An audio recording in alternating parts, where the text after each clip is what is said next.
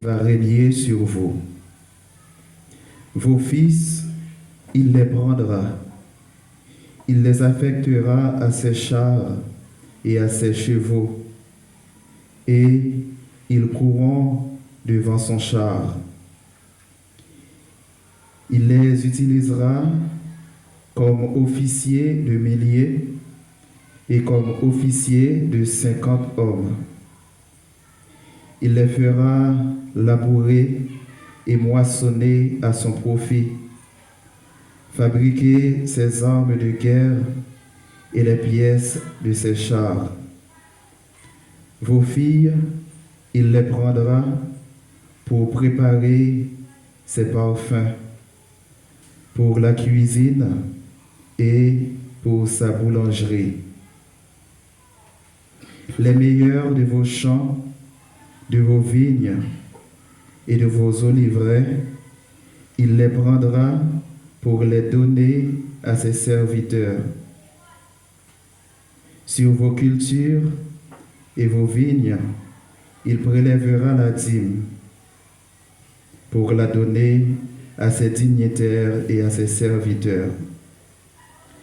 Les meilleurs de vos serviteurs et de vos servantes, et même de vos jeunes gens, ainsi que de vos ânes, il les prendra et les fera travailler pour lui.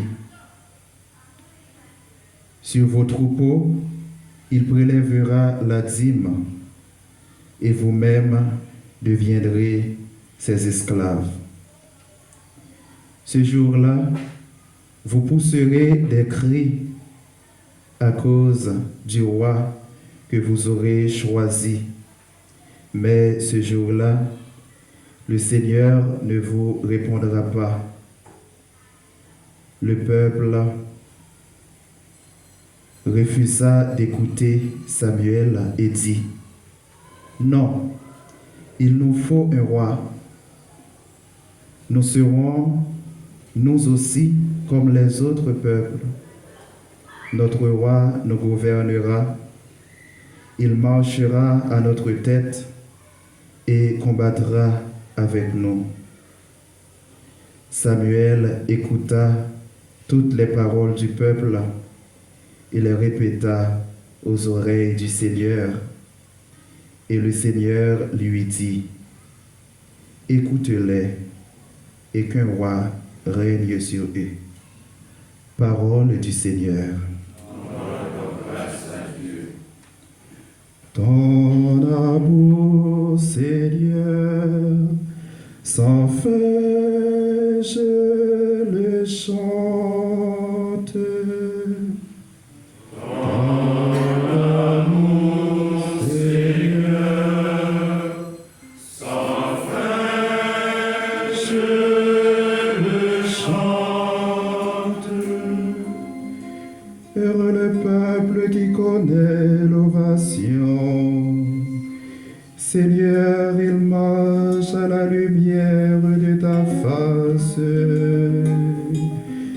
Tous ils ont peur, à son nom ils dansent de joie, fiers de ton juste pouvoir. Ton amour, Seigneur, sans fin,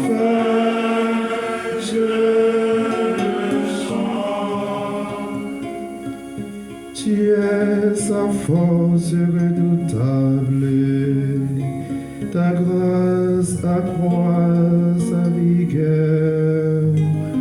Oui, notre roi, c'est le Seigneur, notre bouclier, ô Dieu saint d'Israël. Ton amour, Seigneur, sans fin, je le chante. Ton amour, Seigneur, sans fin, je le chante.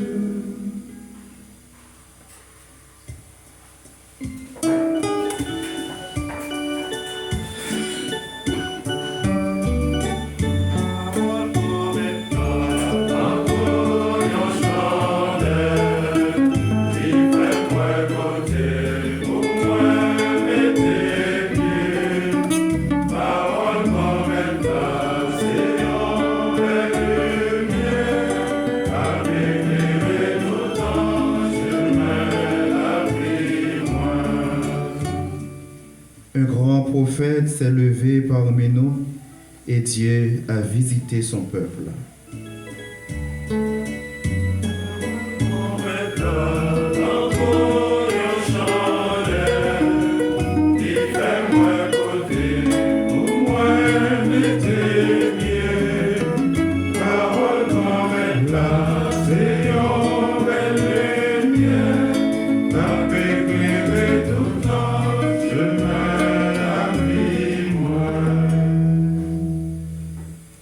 Le Seigneur soit avec vous. Et avec votre esprit. Évangile de Jésus-Christ selon saint Marc. Gloire à toi, Seigneur.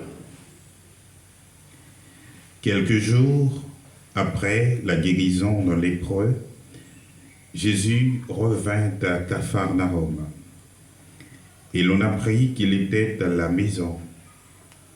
Tant de monde s'y rassembla qu'il n'y avait plus de place, pas même devant la porte. Et il leur annonçait la parole. Arrivent des gens qui lui amènent un paralysé, porté par 4 hommes.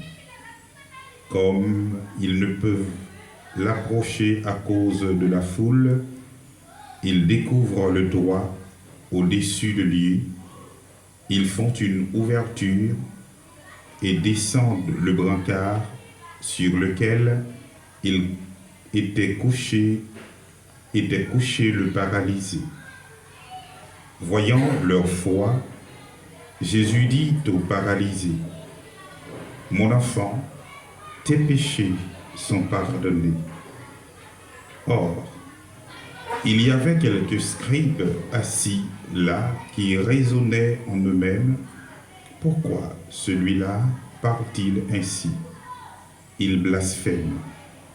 Qui donc peut pardonner les péchés, sinon Dieu seul ?» Percevant aussitôt dans son esprit les raisonnements qu'il se faisait, Jésus leur dit, « Pourquoi tenez-vous de tels raisonnements? Qu'est-ce qui est le plus facile?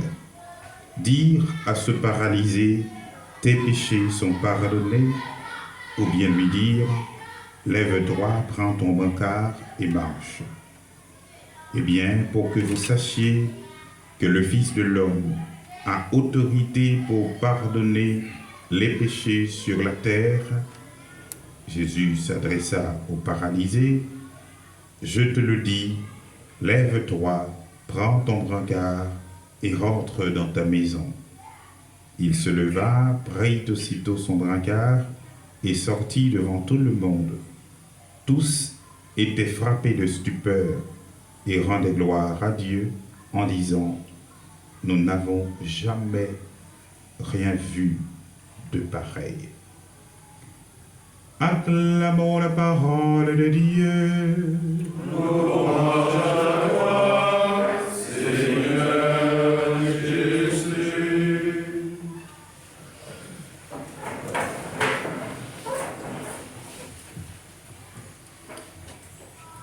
Mon Seigneur, mes frères, chères sœurs,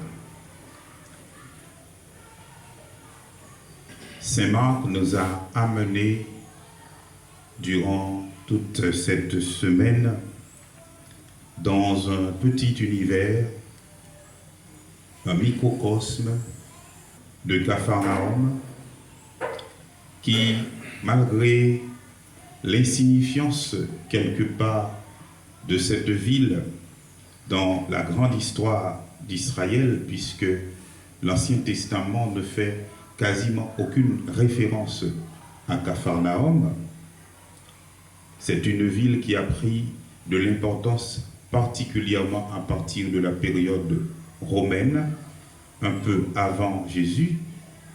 Malgré donc l'insignifiance de ce petit village, il devient le lieu où Jésus demeure, ce qu'on pourrait appeler dans notre langage aujourd'hui le presbytère de Jésus et de ses disciples.